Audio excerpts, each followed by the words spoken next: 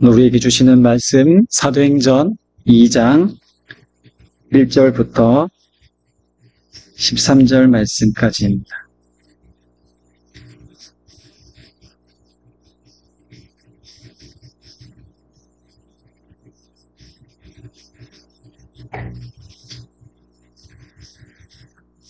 우리 다 찾으셨으면 우리 한 절씩 두 한 절씩 교독하겠습니다.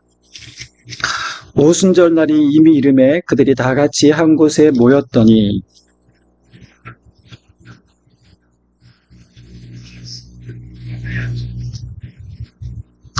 마치 불의 엿처럼 갈라지는 것들이 그들에게 보여 각 사람 위에 하나씩 임하여 있더니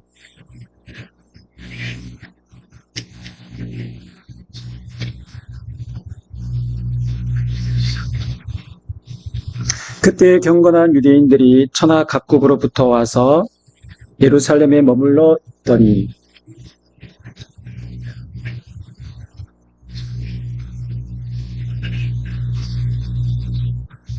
다 놀라 신기하게 여겨 이르되 보라 이 말하는 사람들이 다 갈릴리 사람이 아니냐.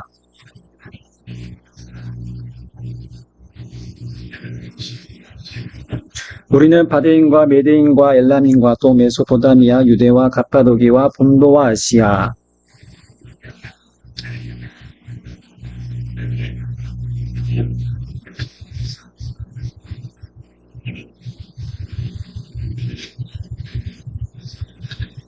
그레데인과 아라비아인들이라 우리가 다 우리의 각 언어로 하나님의 큰 일을 말함을 듣는도다 하고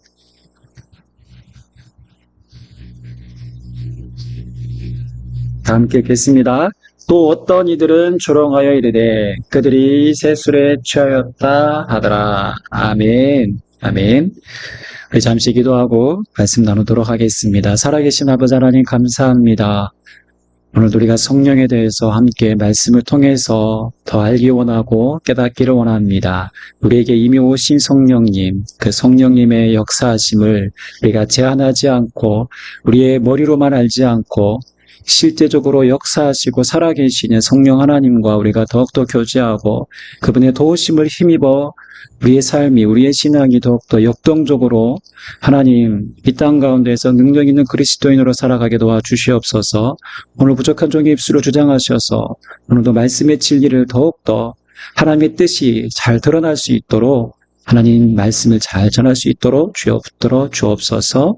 감사하며 예수님의 이름으로 기도합니다. 아멘.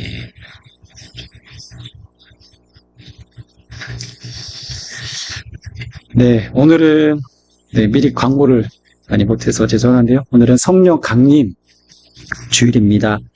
우리가 성령의 오심을 다시금 우리가 기억하고 기념하는 또한 절기입니다. 기독교 절기는 예수님의 오심을 기다리는 그 대림절로부터 시작해서 또 예수님의 탄생하신 성탄절, 그리고 예수님의 순환에 해당하는 사순절, 그리고 고난주간을 거쳐서 우리가 부활주일을 맞이하게 되죠.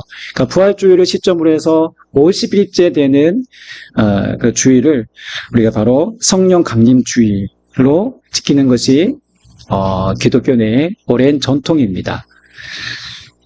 성령님은 우리가 평상시 제가 간간히 설교할 때도 성령님에 대해서 언급은 하고 성령의 충만함을 위해서 또 말씀을 나누기도 하지만 우리가 이 성령 강림 주의를 시작으로 해서 좀 보다 우리가 성령님에 좀 더 우리가 말씀을 통해서 좀 알아가야겠다라는 그런 마음이 들었습니다. 그래서 우리가 성령님에 대해서 그분의 사역과 또 우리 일상에서 어떻게 성령님과 또 교제할 수 있는지에 대해서 오늘을 시작으로 해서 한 몇 주간 좀 나눠보려고 합니다. 그래서 오늘 첫 번째 우리가 좀 함께 나눌 내용은 성령의 오심에 대한 내용입니다. 그래서 오늘 설교 제목이 성령의 오심입니다. 그럼 성령님은 삼위일체 중에 한 분으로, 한 위격으로서 영원 전부터 하나님과 함께 동등한 분으로 함께 계셨습니다. 구약에서도 성령 하나님의 영에 관한 언급들이 간간히 등장하고 있는 것을 볼 수 있습니다. 특별히 우리가 창세기 1장에 보시면 1장 1절과 2절에 이렇게 기록되어 있습니다. 태초에 하나님이 천지를 창조하시니라 라고 해서 그 다음 이어지는 구절에 보시면 땅이 혼돈하고 공허하며 흑암이 깊음이 있고 하나님의 영은 수면 위에 운행하시느니라. 즉 하나님의 영, 성령께서 하나님이 모든 만물을 창조하시 그때에도 이미 함께 활동하고 계셨고 또한 모든 만물이 시작할 때 그 모든 창조의 사역 가운데도 함께 하셨음을 우리가 볼 수 있습니다. 성령님은 이 모든 만물이 존재하기 전부터 계셨고 또한 그렇게 사역하셨습니다. 그리고 예수님의 공생의 사역을 알리는 그 침례를 받는 그 순간에도 하늘에서 성부 하나님의 음성이 들렸고 하나님의 성령의 비둘기 같이 임하였다라고 복음서에서 기록하고 있습니다. 근데 우리가 복음서 중에서 요한복음 14장에서 16장까지 예수님이 그 십자가 지시기 전에 마지막 제자들과 나누었던 그 대화들을 보시면 예수님이 특별히 성령님에 대해서 강조하시고 반복해서 성령의 오심에 대해서 언급하고 말씀하시는 것들을 우리가 볼 수 있습니다. 아주 매우 중요한 구절인데요. 생각보다 많은 내용을 예수님이 할애하고 있습니다. 너무 많지만 대표적으로 그 중에서 몇 군데만 함께 우리가 살펴보기를 원합니다. 네, 벌써 넘어가네요. 요한복음 14장 16절 17절인데요. 한번 세 번역으로 제가 읽어보겠습니다. 내가 아버지께 구하겠다. 그리하면 아버지께서 다른 보혜사를 너에게 보내셔서 영원히 너희와 함께 계시게 하실 것이다 라고 되어 있습니다. 여기서 보혜사라는 것은 저는 처음에 아무것도 모를 때 처음 믿을 때 보혜사가 뭘까 제 스스로 추측하기로 무슨 절 이름인가 라고도 생각했는데 그렇지 않죠? 보혜사라는 것은 변호인, 도움을 주는 분, 때로는 상담가가 될 수 있고 위로자가 될 수 있고 그런 의미에서 이게 한자로 되다 보니까 그렇게 되어 있는데 보혜사가 바로 그런 의미입니다. 또한 17절에 보시면 그는 진리의 영이시다라고 되어 있습니다. 세상은 그를 보지도 못하고 알지도 못함으로 그를 맞아들일 수가 없다. 그러나 너희는 그를 안다. 그것은 그가 너희와 함께 계시고 또 너희 안에 계실 것이기 때문이다 라고 되어 있습니다. 바로 성령님이 어떤 분이시고 성령님이 또한 너희 가운데 오실 것이다 라는 말씀을 하셨습니다. 한 군데만 더 보겠습니다. 요한복음 16장 5절에서 7절 말씀입니다. 보시면 그러나 나는 지금 나를 보내신 분에게로 간다. 그런데 너희 가운데에서 아무도 나더러 어디로 가느냐고 묻는 사람이 없고 도리어 내가 한 말 때문에 너희 마음에는 슬픔이 가득 찼다.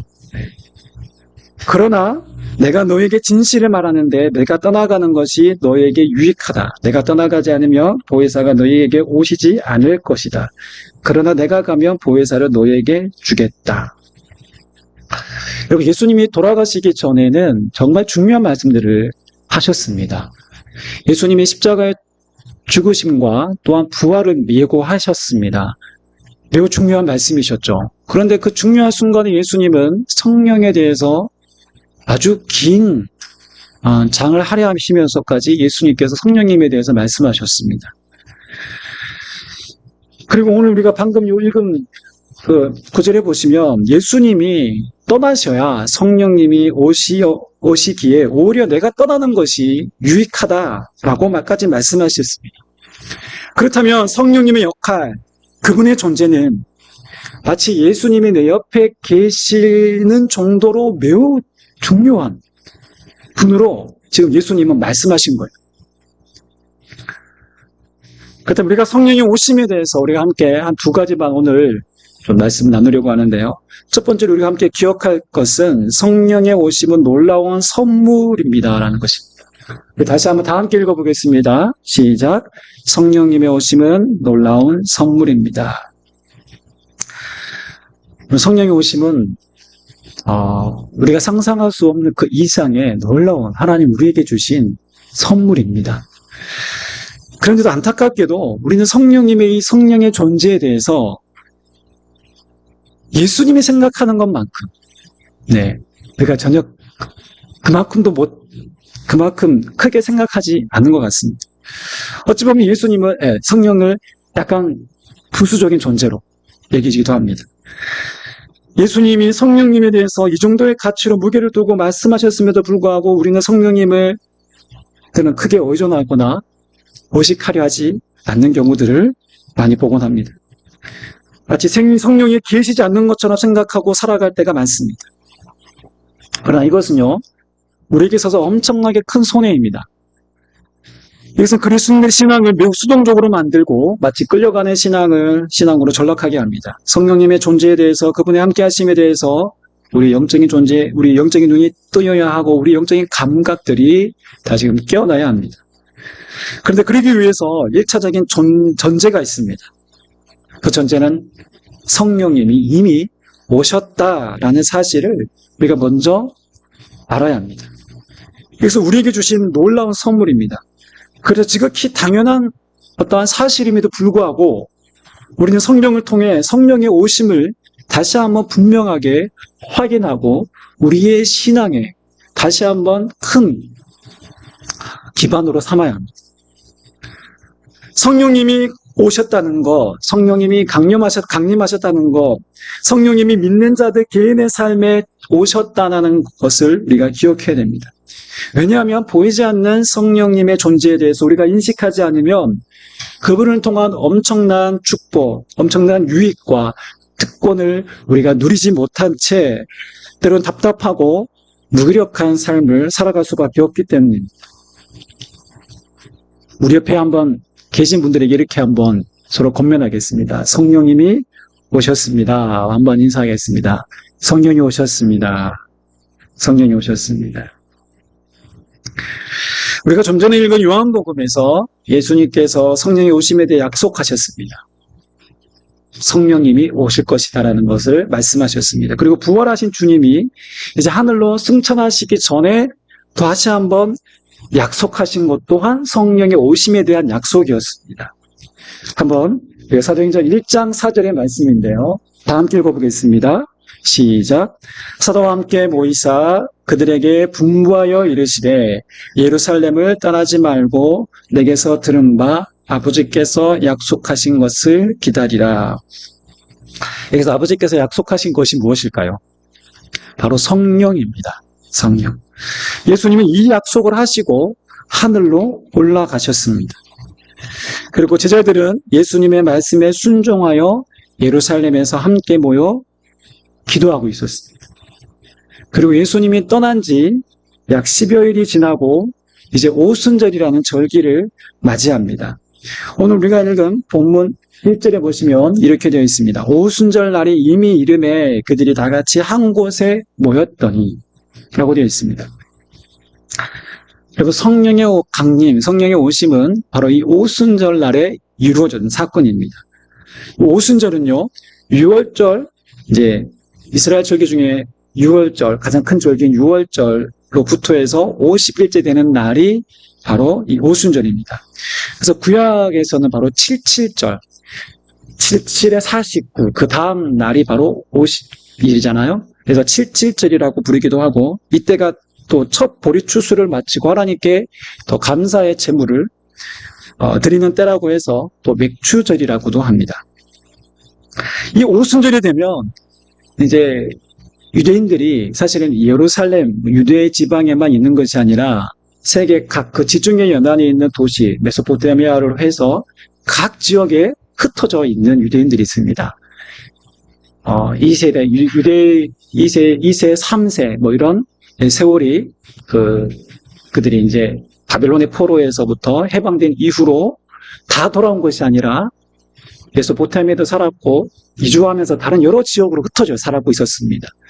그들이 바로 유대인들의 어떤 신앙의 전통을 잘 고수하면서 그들이 비록 해외에 살았지만, 이방 땅에 살았지만 그들이 유대 전통의 율법을 잘 따라서 그렇게 흘러왔습니다. 그래서 그 중에는 전부는 아닐지라도 많은 유대인들 중에 경건한 유대인들은 바로 이 절기를 지키기 위해서 수천 킬로미터를 거쳐서 어디까지 오냐면 바로 이 예루살렘 지역으로 절기를 지키기 위해서 그렇게 먼 순례길을 거쳐서 옵니다. 얼마나 많은 인파가 모이는지 정확히 알 수는 없지만 아마 수천, 때로는 수만 명에 이를 것이다라는 라고도 보기도 합니다. 바로 이 오순절 절기가 되면 이 엄청난 인파가 예루살렘으로 모였는데요. 바로 이 오순절 절기가 시작된 이날에 제자들이 바로 약속하신 성령을 받기 위해서 한 곳에 모였습니다. 우리가 소위 이제 마가의 다락방이라고 하기도 합니다. 근데 어떤 이제 번역상에서 보면은 이제 원문을 보면은 성전이었다라고도 하기도 하고, 또는 큰 집이었다라고 하기도 합니다. 어쨌든 한 120명이 되는 사람들이 모이려면 때로 큰 집이었겠죠. 때로는 성전일 수도 있습니다. 아마 그들은 예수님의 말씀을 기억하면서 성령에 대해서, 성령의 오심을 아마 기다리고 고대하고 있었을 것입니다. 자, 그런데 2절에 보시면 호련히 하늘로부터 급하고 강한 바람 같은 소리가 있어 그들이 앉은 온 집에 가득하며 마치 불의 혀처럼 갈라지는 것들이 그들에게 보여 각 사람이 하나씩 임하더니라고 되어 있습니다. 여러분, 이 장면을 한번 상상해 보세요. 네, 마치 영화와 같은 장면이지 않습니까? 공동번역은 이렇게 번역했습니다. 갑자기 하늘에서 세찬 바람이 부는 듯한 소리가 들려오더니 그들이 앉아있던 온 집안을 가득 채웠다. 그러자 혀 같은 것들이 나타나 불길처럼 갈라지며 각 사람 위에 내렸다. 한번 상상해 보세요. 갑자기 막 하늘에서 세찬 바람이 부는 듯한 소리가 들려옵니다. 그리고 그 소리가, 그 바람이 온 집안을 가득 채웠습니다.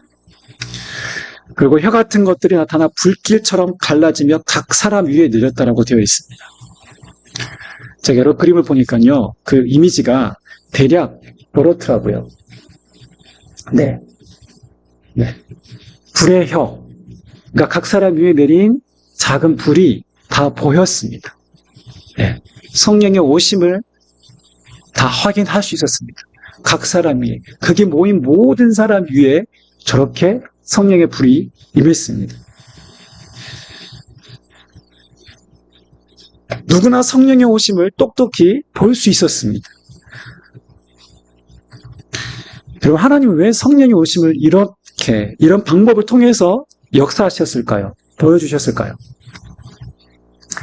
사실 이 장면은 조금 약간 공포영화나 판타지에 나올 어떤 그런 장면이지 않습니까? 네. 무엇을 말해주고 있는 것일까요? 성령의 역사가요, 초월적인 하나님의 역사라는 것을 보여주는 장면입니다. 성령의 오심은 어떤 사람의 방법, 노력, 사람의 인간의 의사가 아닌 하나님의 역사라는 것입니다. 하나님의 초자연적인 역사, 초월적인 역사라는 것을 보여주기 위해서 바로 이러한 장면이 연출된 것입니다. 이 성령의 오심은 인간의 이해를 초월하는 영역이기에 마치 바람처럼 불의 혀처럼 임하는 것입니다. 그래서 6절에 사람들이 막 소동하고 7절에 다 놀라 신기하게 여겼다라고 하고 있고 12절에 다 놀라며 당황했다 라는 그런 표현이 등장하고 있는 것입니다. 또 한 가지는요, 성령이 확실하게 성령이 임하셨다, 성령이 오셨다라는 것을 보여주기 위한 것입니다. 성령님은 예수님처럼 육신의 모습이 아니기에 성령이 계시는지 성령이 오셨는지 우리가 쉽게 파악하고 인식하기가 쉽지 않습니다. 여기서 성령님 보이십니까? 보이면 네, 이상한 거죠. 병원 가야 됩니다. 그렇게 성령이 오셨는지 우리가 쉽게 참으로 인식하기 쉽지 않습니다. 그렇게 성령이 오셨다라는 것을 확실하게 보여주셔야 합니다. 그래서 강한 바람, 불의 혀와 같이 오셨다는 것을 확실히 이미지적인 요소로 보여주셨습니다.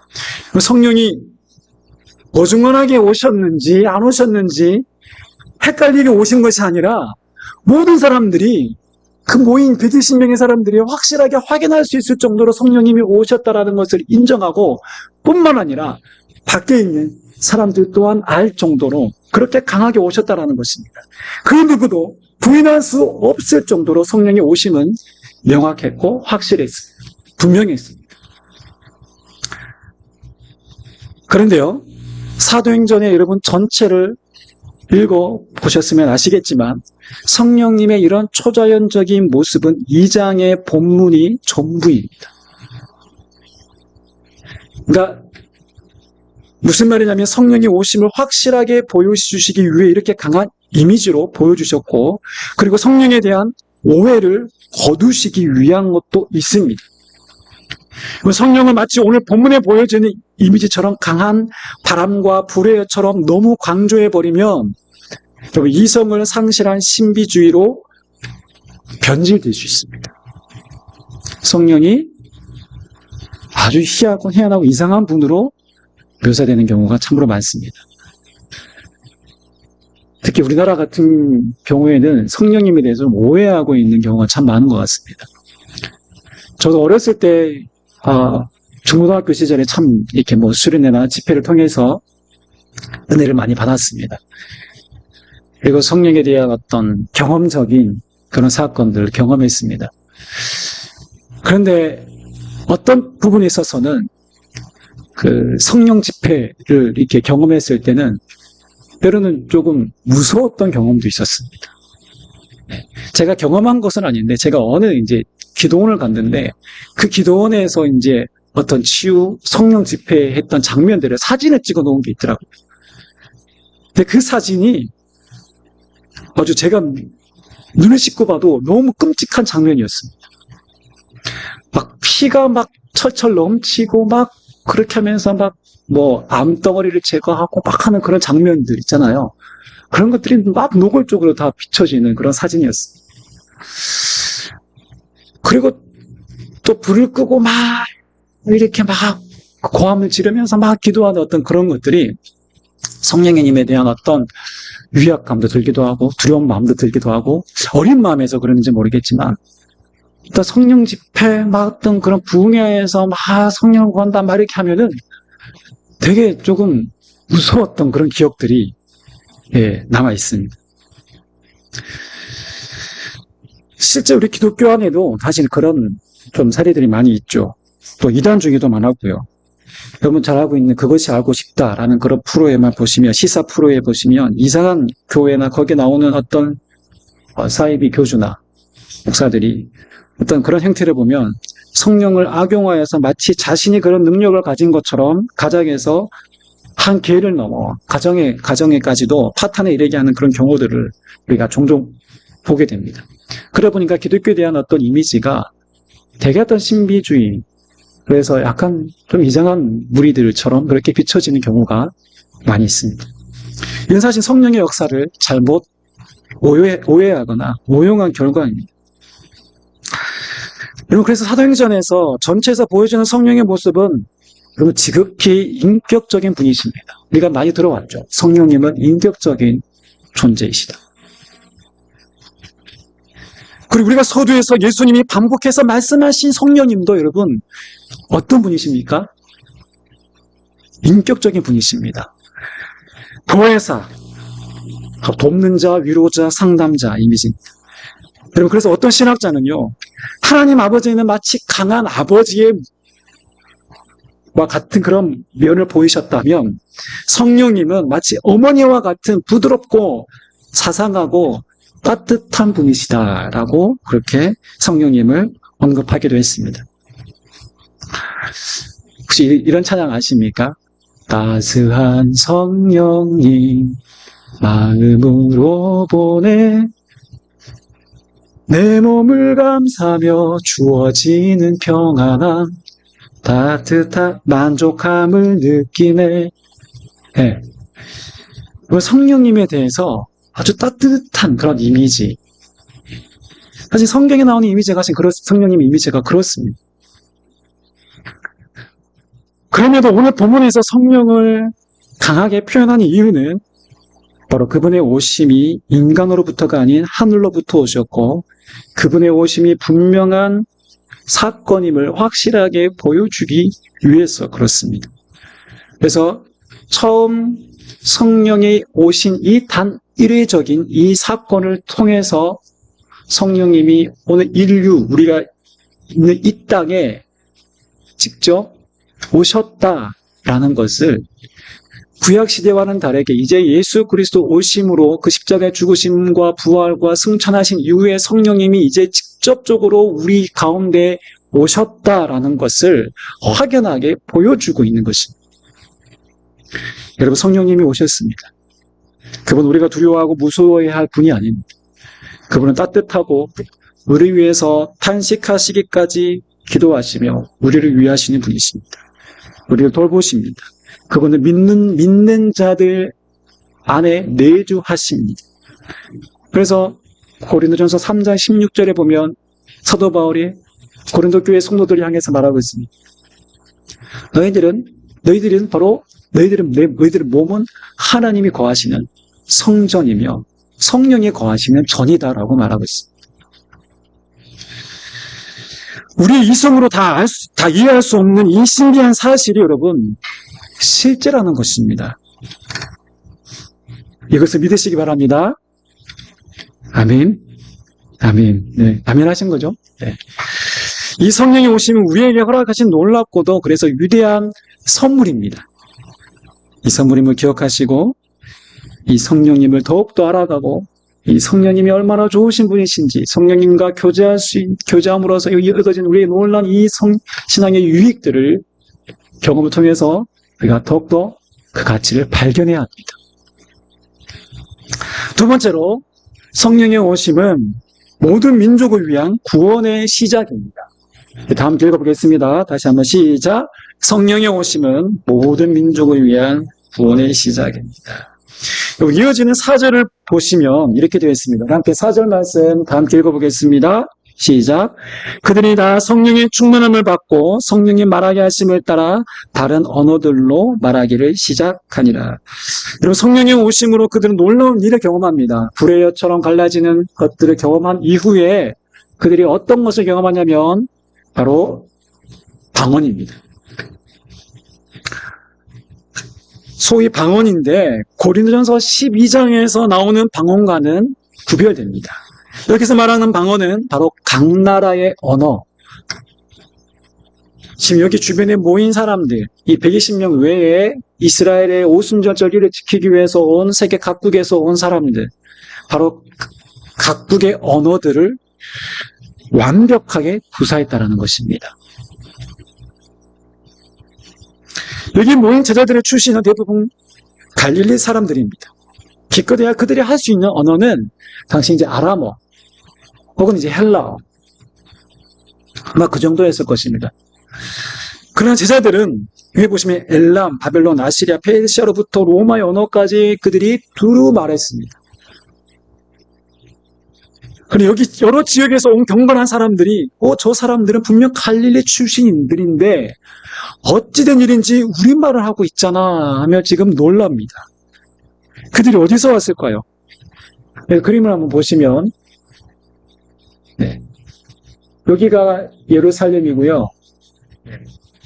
레이저 핀이 보여야 된다. 가운데 맨 아래쪽에 하단에 예루살렘 보이시죠? 예루살렘이고 멀리서 보시면 엘람, 메소포타미아, 지금 터키가 있는 가파도기아, 본도, 다 지금 이란, 이라크 지역에서 온 거예요, 사람들이 지금으로 말하면. 그리고 이집트, 애국, 구레네까지, 또 구레네, 또 멀리는 로마로부터 사람들이 예루살렘으로 모였습니다. 여기서 11절을 보시면 우리가 다 우리의 각 언어로 하나님의 큰 일을 말함을 듣는도다라고 말하고 있습니다. 네, 우리의 각 언어로 하나님의 큰 일을 말함을 듣는도다. 여기서 말한 하나님의 큰 일이 무엇일까요? 바로 예수 그리스도의 구원의 복음입니다. 예수님의 죽으심과 부활입니다. 그 메시지가 바로 하나님의 큰 일입니다.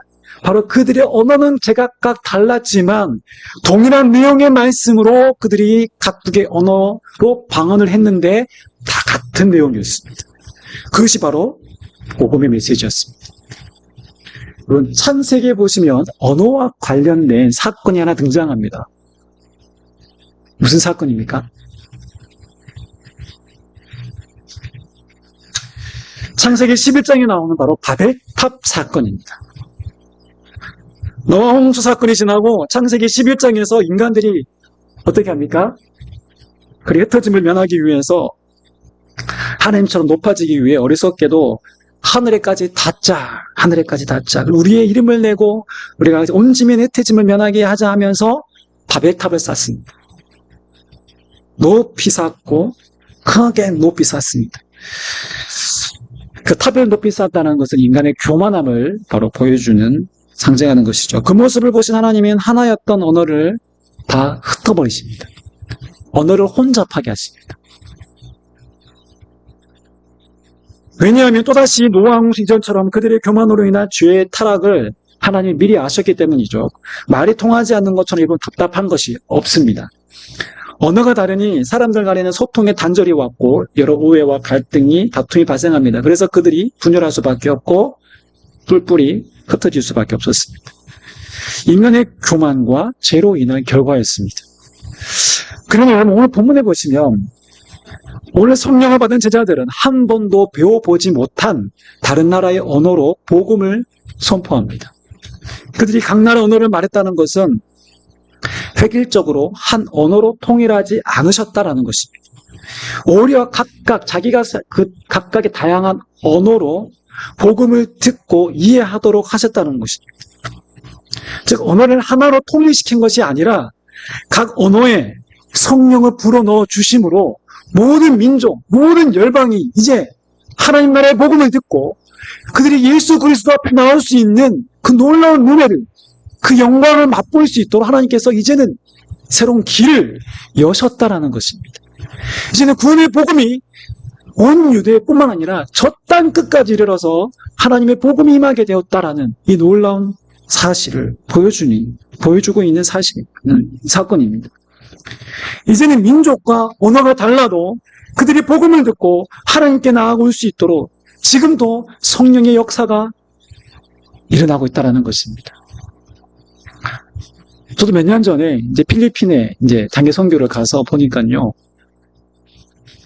피부색이 다르고 언어가 다른 그 아이들이, 어른들이 눈물을 흘리며 찬양하는 모습을 보니까 참 신기했어요. 처음에는 신기하더라고요. 저들이 믿는 하나님, 우리가 믿는 하나님, 동일한 분으로서 그들이 동일한 믿음의 고백을 하고 있고 그 하나님을 사랑한다고 고백하고 있고 찬양하는 모습을 보니까 처음에는 너무 신기했고 또 하나는 너무 감격스러웠습니다. 정말 눈물 날 정도로 감격스러웠습니다.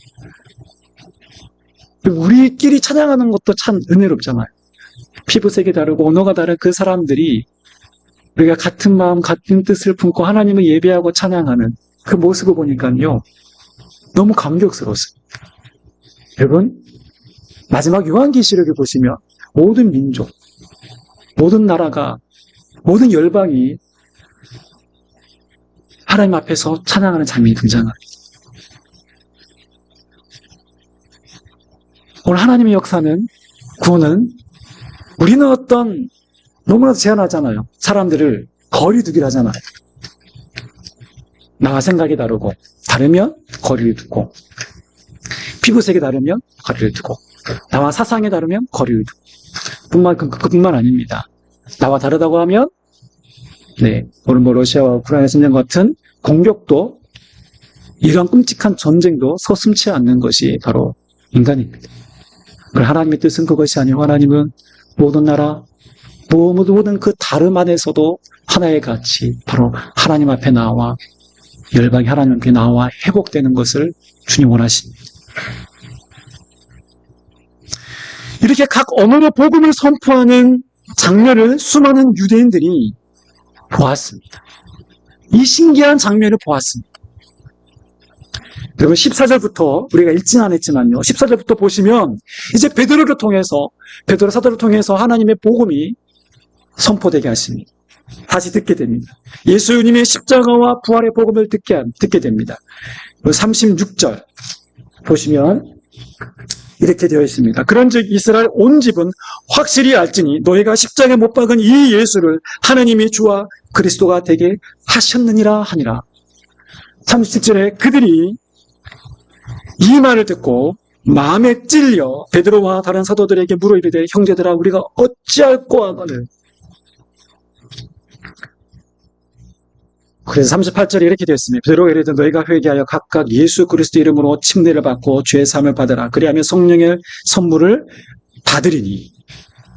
여러분 우리가 읽은 이 구절이 여러분 그냥 보면 좀 이게 당연하게 느껴지기도 합니다. 그러나 이거는 정말 충격적인 말씀입니다. 있을 수 없는 사건이 펼쳐졌습니다. 여러분 유대인들이 어떤 사람들입니까?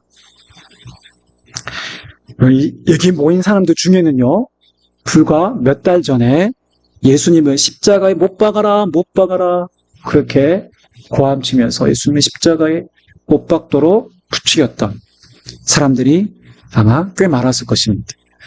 그들은 오랜 유대 전통에 사로잡혀 있는 사람들입니다. 또한 세계 전역에 살았던 유대인들이 오순절 예루살렘에 올 정도면 그들은 아주 유대 율법의 그 전통에 열심이었던 사람들입니다.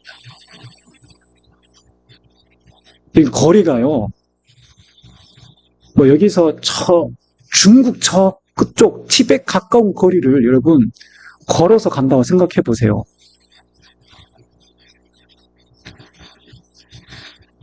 그만큼 그들의 열심이 대단한 사람들이었습니다.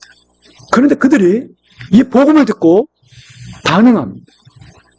마음의 찔림을 받아 제자들에게 우리가 어떻게 해야 합니까? 라고 도움을 요청합니다. 손을 내밉니다. 자기들의 전통에 따르지 않고 말씀에 반응하여 회개하고 예수 그리스도를 받아들입니다. 믿습니다. 침례까지 받습니다. 그리고 회개하고 침례를 받은 사람들이 무려 3,000명이었다라고 하고 있습니다. 또 다음 장에 보시면 여러분 한 5,000명의 또 사람들이 또 회심하는 역사가 나타납니다. 그러면서 바로 예루살렘 교회가 시작된 것이죠. 처음 어떤 공교회라고 할 수 있는 가시적인 어떤 교회의 모습이 처음 시작된 장면입니다. 여러분 이 놀라운 구원의 시작은 어디서부터였을까요? 바로 성령의 오심, 성령의 강림으로부터 시작되었습니다. 이 사람들의 마음은 성령의 놀라운 임재의 사건을 통해서 한풀 꺾였습니다. 그들은 이미 성령의 오심의 사건을 통해 소동하였고 거기에 베드로의 입술을 통해 성령께서 역사하시자 수많은 유대인들이 돌같이 딱딱하게 굳은 유대인들의 마음이 부드러워지고 하나님께로 활짝 열리고 예수 그리스도에 대해서 그들이 잘못 보았던 그 모든 거짓들이 다 벗겨지고 예수 그리스도의 참되심을 깨닫게 되고 그 예수 그리스도 앞에 나올 수 있게 되었습니다. 여러분 어떤 마음이 드십니까? 성령님은 어떤 상황에도 어떤 방법으로도 구원하실 수 있습니다. 특별히 성령님은 우리가 하나님의 복음이 전해지고 영혼을 살리는 일에 우리 각자 한 사람 한 사람을 통해서 하나님은 지금도 일하기를 원하십니다. 성령님이 오셨습니다. 오늘 우리에게까지 복음이 전해지고 수많은 교회가 세워지고 세계 열방을 향해서 우리가 나아갈 수 있고 선교할 수 있는 이 모든 원동력은 바로 성령의 오심으로부터 시작되었다라는 놀라운 사실입니다. 성령이 오셨습니다. 성령 우리에게 놀라운 선물입니다. 그리고 성령으로부터 시작하여서 지금 우리에게까지 이 신앙이 전수되고 오게 되었습니다. 이 성령님에 대해서 우리가 계속해서 함께 말씀드릴 텐데요. 우리가 이 성령의 놀라운 이 가치에 대해서 그분이 얼마나 위대하시고 이 성령이 얼마나 풍성한 분이시고 우리의 삶을 어떻게 변혁시켜 가실 수 있는 분이신지를 우리가 더 깊이 알아가고 성령님을 경험하고 또 우리를 통해서 하나님의 일하시는 그 구원을 성령의 역사하심을 더욱더 깊이 경험할 수 있는 저와 여러분들 삶 되시기를 주님 이름으로 축원합니다. 아멘. 기도하겠습니다. 살아계신 아버지 하나님 감사합니다. 하나님은 하나님의 때에 예수 그리스도를 보내주셨고 이 모든 흑암과 죄의 권세를 깨뜨리시고 부활하심으로 하나님의 영광을 살아계심을 보여주셨습니다. 뿐만 아니라 이제 오순절 성령이 오심의 사건을 통하여서 급한 바람과 불의처럼 갈라지는 것들을 통하여서 성령이 분명하게 오셨음을 우리에게 확연하게 보여주셨습니다. 그 성령이 이제 믿는 자들의 개인의 삶 가운데 친히 내주하시고 함께 하십니다. 우리 영혼의 눈이 뜨여지어서 우리 가운데 함께 하신 하나님을 성령님을 보게 하여 주시옵소서. 그 성령님을 슬프게 하고 근심하게 하는 것이 아니라 성령님이 오늘 내 안에 계심을 기억하며 그 성령님이 내 안에도 또 충만하게 역사하시도록 그 성령님께 우리의 모든 주권을 맡겨드리고 우리의 삶을 주님께 온전히 이양하며 주님의 다스리심을, 성령의 다스리심을 우리가 경험케 하여 주시옵소서. 성령님, 이 자리에 성령님을 경험하지 못한 이들이 있다면 성령님을 더욱더 깊이 경험하게 하시고 성령님이 무섭고 두려운 분이 아니라 우리를 위하시고 우리를 돕고 다시 우리를 믿음으로 세워가시는 분이시며 예수 그리스도 그 진리됨에 대해서 더욱더 깨닫게 하시는 친절하고 또 우리에게 반드시 필요한 분이심을 우리가 다시금 기억하며 깨닫게 하여 주시옵소서. 오늘 이 성령 강림 주의를 통하여서 우리가 성령에 대해서 우리의 새로운 마음, 새로운 시각이 열릴 수 있도록 주님 도와 주시옵소서. 감사하며 예수님의 이름으로 기도합니다. 아멘. 우리